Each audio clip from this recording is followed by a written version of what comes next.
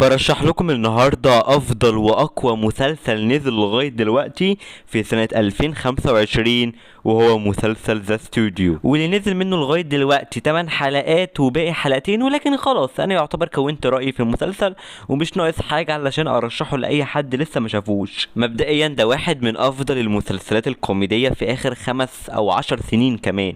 وطبعا المسلسل فكرته الأساسية عن صناعة الأفلام جوه استوديوهات الإنتاج.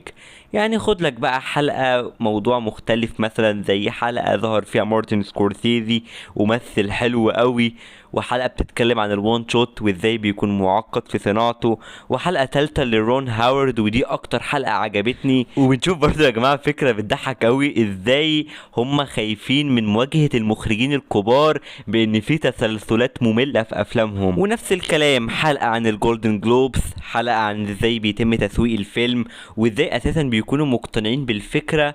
وعامة يا جماعة غير الضحك الهزلي، المسلسل برضه فيه اسقاطات مهمة في عالم السينما، زي الاجندات والعنصرية، وكمان عدم الاهتمام بقيمة الفيلم نفسه وكل التفكير في الربح التجاري، واللي بيخليه من فيلم سينمائي مهم وتقيل لفيلم عادي وهدفه الربح فقط. طبعا الاداء التمثيلي من الكل رائع، وعلى رأسهم سيث روجن واللي عامل دور تحفة، وكمان التناغم مع التيم نفسه اللي بنشوفه في كل حلقة من اجمد ما يمكن.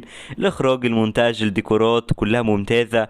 ولو هتسألني عن تقييمي للمسلسل رغم انه لسه باقي حلقتين، وانا الصراحة مش بحب ان اقيم المسلسل لغاية اخر لحظة فيه، ولكن انا عايز اشجعكم انكم تشوفوا مسلسل.